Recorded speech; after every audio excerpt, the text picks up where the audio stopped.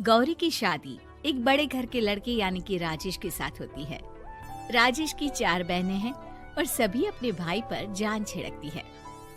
अरे पापा, ये राजेश के लिए कैसी छोटी सी हिट की लड़की ब्याह लाए हैं आप? हम लोगों का भाई तो राजकुमार है, उसके लिए तो कोई राजकुमारी होनी चाहिए थी। गौरी को ननद की बात बुरी लगती है और वो रोने लगती है।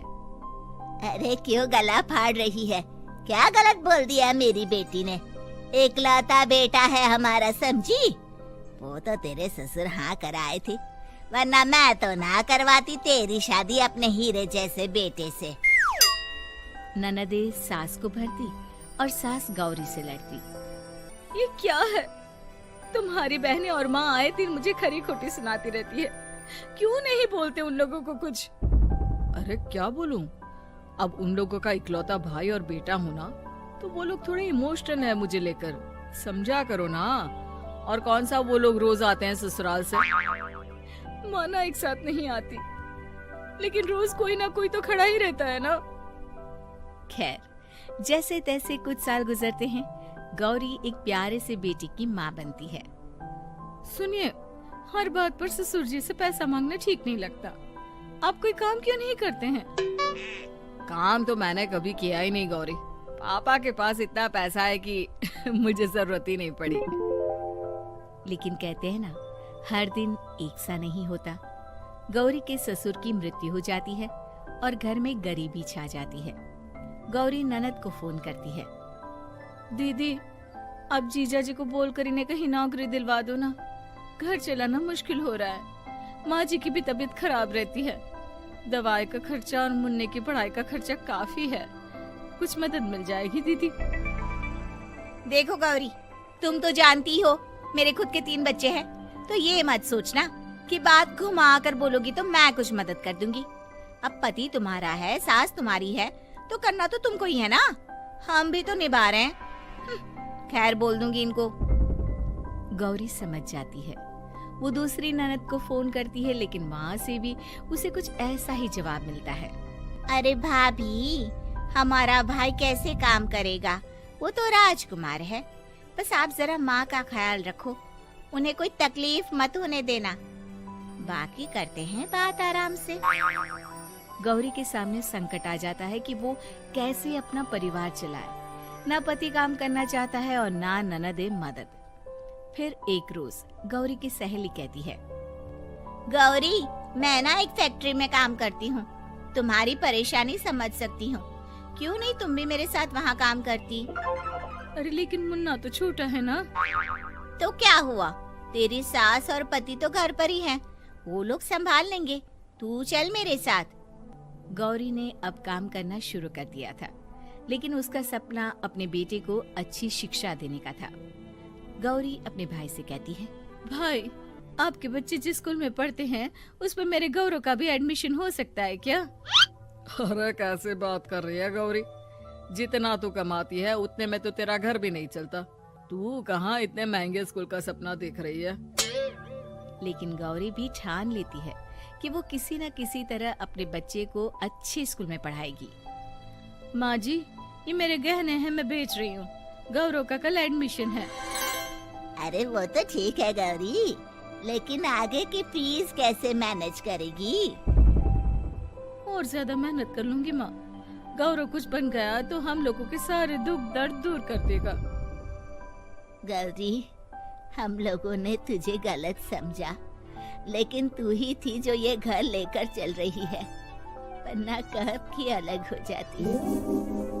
गौरी सास की ओर मुस्कुराकर देखती है। आप भी तो मेरा साथ दे रही है ना। अरे कभी खाने में अंडा या मुर्गा भी खिला दिया करो, क्या रोज रोज पत्ता खिलाती रहती हो? अरे शर्म तो आती नहीं, सारा दिन बहू काम करके पैसे लाती है, खुद तो कुछ करता नहीं, ऊपर से मुर्गा खाना है इसको। गौरी अपना घर चलाने के लिए तो पर्याप्त पैसे कमा लेती है, लेकिन बेटे के महंगे स्कूल, कोचिंग और उसकी डिमांड पूरी करने के लिए उसे लोगों से पैसे उधार लेने पड़ते। माँ, मुझे जूडो कराटे की ड्रेस चाहिए, मैं घर के कपड़ों में क्लास नहीं अटेंड करूँगा। और क्या, बिल्कुल, घर की भी कोई ड्रेस होती है क्या? मैं कल ही ला दूंगी। बच्चा, तू बस मन लगाकर पढ़ाई किया कर। उसके जाने के बाद कहाँ से लाएगी पैसे ड्रेस के? माँ वो पास वाली चाची से कुछ पैसे उधार लूंगी। अरे सभी से तो उधार ले चुकी है तू। कर्जा इतना चढ़ा लिया है कि पूरा जीवन भी कमाएगी तो उतार नहीं पाएगी। अरे माँ जी, गौरव कुछ बन जाए तो मुझे कमाने की क्या जरूरत, फिर तो मैं बस रानी बनकर राज करूंगी। एक दिन गौरव कहता है, माँ मेरी नौकरी लग गई है, वो भी अच्छे पैसों में। अब हम लोगों के बुरे और दुख के दिन जल्दी खत्म हो जाएंगे। गौरी की खुशी का ठिकाना नहीं होता। वो सास के फोटो के सामने हाथ जोड़ती है कि उसका पति उसे कहता है, देखा गौरी, तेरी तपस्या खत्म हुई। इतने सालों से जो तू फैक्ट्री में नौकरी कर रही है, अब तू आराम कर सकती है। अरे नहीं नहीं, अभी तो नौकरी लगी है, कुछ दिन कुछ पैसे कमा तो लेने दो। कुछ महीनों बाद गौरी की ननद गौरव के लिए रिश्ता लेकर आती है। अरे भाभी, वो मैं ना रिश्ता लेकर आई थी गौरव के लिए। सुना अच्छा कमा रहा है, क्यों? देखा मेरी बहन कितनी अच्छी है, कितना सोचती है हम लोगों के लिए।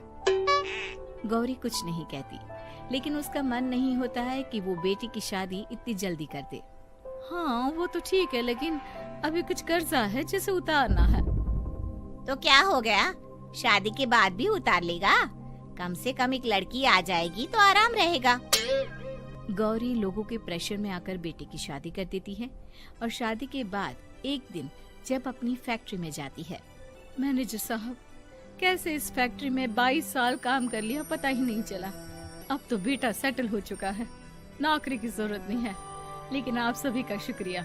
गौरी बहन, बहुत मेहनत की तुमने जीवन में, अब भगवान कोई मुश्किल ना दे।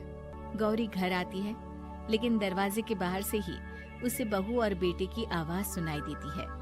क्या है, तुम्हारी माँ ने तो सोचा भी नहीं कि जो कर्जा वो ले रही है खुद की अय्याशी के लिए, वो हम लोग क्यों करें? उनका कर्जा है वो देखे। हाँ लेकिन क्या करूँ, माँ को छोड़कर रह भी तो नहीं सकता ना।